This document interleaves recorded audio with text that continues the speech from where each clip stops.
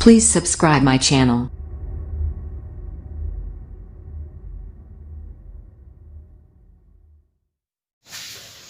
Good morning students. आज हम लोग विषम पोषण या विषमपोषी परपोषी के बारे में हम लोग देखेंगे। तो इसमें इसके मुख्यतः 3 प्रकार हैं विषम पोषण का। पहला मृतोपजीवी, दूसरा परजीवी, तीसरा समपोषी। तो मृतोपजीवी उसको कहते हैं कि जो सड़े गले पदार्थों, डेड एनिमल्स, डेड ऑर्गेनिज्म पर से अपना भोजन देते हैं, जैसे ईस्ट है, मशरूम है, ये हमारा हो गया मृतोपजीवी, सैप्रोफाइट्स। परजीवी, और ये भोजन का क्या करते हैं, शरीर के बाहर ही विघटन कर देते हैं, शरीर के बाहर ही विघटन कर देते हैं और उससे एनर्जी ले लेते हैं। परजीवी है वो अस्थायी या अस्थायी तौर पर आपके शरीर में या किसी भी जीव के शरीर पे रह करके ये परजीवी जो है सो भोजन ग्रहण करता है, जैसे हुकवर्म है या पिथकृमि है, जू है, अमरबेल है, ऑर्किड है, ये आप लोगों ने क्लास 7 में पढ़ा होगा। अब समभोजी जो है, समभोजी में ये जीव क्या करता है, ठोस या तरल रूप से भोजन वो लेता है। अब भोजन लेने के बाद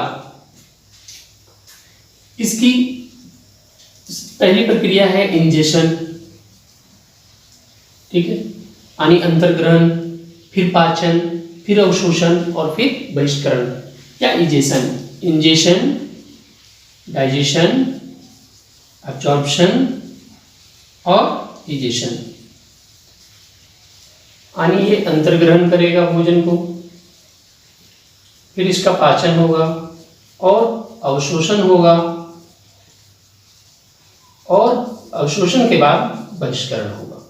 तो ये हम लोगों को इसी के बारे में देखना है, क्योंकि हम लोग मनुष्य हैं और क्लास 10 के चैप्टर में मनुष्य में पाचन की प्रक्रिया को देखना है। तो मनुष्यों में जो पाचन होता है ये समभोजी के आधार पर होगा और इन प्रक्रियाओं को हम देखेंगे। अब हम लोग मनुष्य में पोषण के बारे में देखेंगे। तो मनुष्य के में पोषण के बारे में जो देखना है, तो मैंने एक रफ फिगर बनाया है डाइजेस्टिव सिस्टम का। तो यहाँ से हम देखें कि मुख से यानी यहाँ से यहाँ तक इसको आहार नाल कहा जाता है, ठीक है। भोजन सबसे पहले मुंह में आता है, इसको हम लोग चबाते हैं, वहाँ से ये गर्शिका होते हुए आमाशय में, आमाशय से बृहदांत, क्षुद्रांत में, और क्षुद्रांत से बृहदांत होते हुए गुदा तक आता है। ये हमने क्रम लिखा है, पहले मुंह में, मुंह से आमाशय, आमाशय से क्षुद्रांत, क्षुद्रांत से बृहदांत और गुदा होकर के अवशिष्ट पदार्थ बाहर निकल जाता है। तो सबसे पहले जो भोजन का पाचन शुरू होता है वो मुख से ही शुरू हो जाता है। मुख में क्या है, लाला ग्रंथियां जो लार को स्रावित करती है, इसे लार एमाइलेज भी कहा जाता है, लार एमाइलेज भी कहा जाता है। एक प्रकार का क्या है, ये एंजाइम है। भोजन मुख में जब चबाया जाता है तो थोड़ा बोलस हो जाता है, सॉफ्ट होना चाहिए, ताकि इसमें हमारा मूवमेंट इजीली हो सके, क्योंकि इसका जो लेयर है वो हमारा बहुत ही सॉफ्ट है। तो यहाँ पर एक पेरिस्टाल्सिस मूवमेंट या क्रमानुकुंचक गति द्वारा भोजन जो है सो मुख से गुदा तक आता है। तो इस मूवमेंट के कारण मुख से भोजन कहाँ गया, गर्शिका में, और गर्शिका से होते हुए वो आमाशय में आता है, और आमाशय से आगे, अब देखें आमाशय से आगे क्या होता है। तो आमाशय से आगे जाने से पहले सबसे पहले देखें कि आमाशय में ये जठर ग्रंथियां होती हैं जो जठर रस को स्रावित करती हैं। ये जठर रस है, तो ये तीनों को जठर रस कहा जाता है। तो पहले पेप्सिन एंजाइम है जो प्रोटीन के पाचन में मदद करता है, ठीक है। दूसरा श्लेष्मा, म्यूकस, ये क्या करता है, HCl के इफेक्ट से उसके लेयर को बचाता है, आमाशय के अंतर स्तर को, इसके लेयर को ये म्यूकस प्रोटेक्ट करता है। और HCl क्या करता है, ये फूड का जो है मीडियम एसिडिक बनाता है, प्लस जो भोजन जो हम लोग फूड लेते हैं उसमें जो माइक्रो ऑर्गेनिज्म चले जाते हैं, जो बैक्टीरिया चले जाते हैं, उसको वो किल करता है। तो ये हमारा आमाशय का जो जठर ग्रंथियां हैं, और ये जठर ग्रंथियों के द्वारा जो जठर रस स्रावित होते हैं, इनका काम है। अब भोजन जो है आमाशय से कहाँ जाता है, क्षुद्रांत में जाता है। लोग देखें ये क्षुद्रांत जो है कार्बोहाइड्रेट, प्रोटीन, फैट, ये तीनों का कंप्लीट जो है सो डाइजेस्टिव प्लेस है। क्षुद्रांत में ही भोजन का पूर्णतः पाचन होता है। अब क्षुद्रांत की जो उसकी लंबाई है वो डिपेंड करता है किस पर, एनिमल का है, जो बीइंग है वो कैसा है, शाकाहारी है या मांसाहारी है, शाकाहारी या मांसाहारी। मांसाहारी का वैसे क्षुद्रांत छोटा होता है और शाकाहारी का लंबा होता है, ये सेलुलोज के पाचन के लिए। अब क्षुद्रांत में जाता है तो ये इन सारी क्रियाओं का होने के लिए कार्बोहाइड्रेट, फैट और प्रोटीन, ये तीनों के पाचन के लिए यहाँ पर हमारे दो ग्लैंड्स हैं, एक लीवर है और दूसरा पैंक्रियाज है, इसको हम अकृत कहते हैं और अग्न्याशय कहते हैं।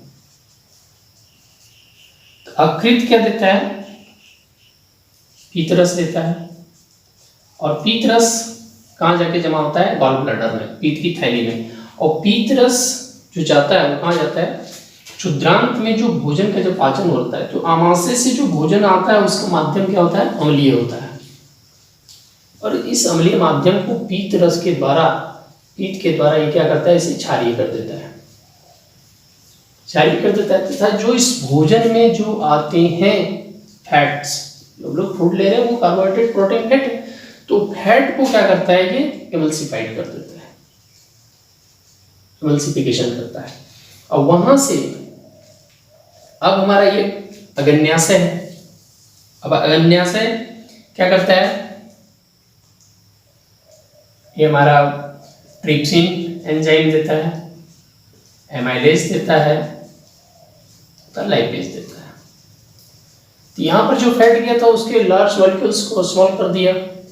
अब ट्रिप्सिन जो हमारा फूड में जो प्रोटीन गया है उस प्रोटीन को डाइजेशन के लिए वो मदद कर रहा है। एमाइलेज हमारा जो कार्बोहाइड्रेट गया उसके लिए, और ये लाइपेज क्या कर रहा है, फैट को डाइजेस्ट करने में मदद कर रहा है। तो यहां पर जब डाइजेशन हो जाता है,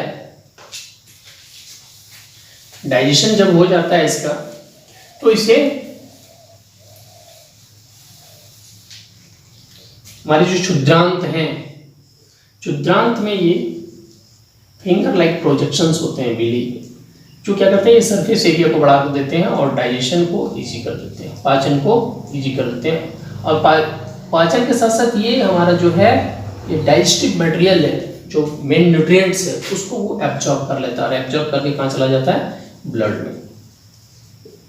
यही, और यही जो है जब इसका जो मटेरियल हमने एब्जॉर्ब कर लिया, जो हमारे स्मॉल इंटेस्टाइन क्षुद्रांत के द्वारा जो एब्जॉर्ब कर लिया, इसके कहाँ, इसे फिर एब्जॉर्ब होने के बाद जो वेस्ट बचा, वेस्ट प्रोडक्ट जो बचा वो कहाँ चला गया, बृहदांत में, बृहदांत में चला गया। और बृहदांत में क्या हुआ, फिर वहाँ पर फिंगर लाइक प्रोजेक्शन है, यहाँ पर वाटर का एब्जॉर्बेशन हो जाता है, और वाटर का ऑब्जर्वेशन होने के बाद जो वेस्ट प्रोडक्ट है वो हमारा गुदा के द्वारा इसे बाहर निकाल दिया जाता है। तो इस तरह से ह्यूमन बीइंग में डाइजेशन खत्म हो जाता है। और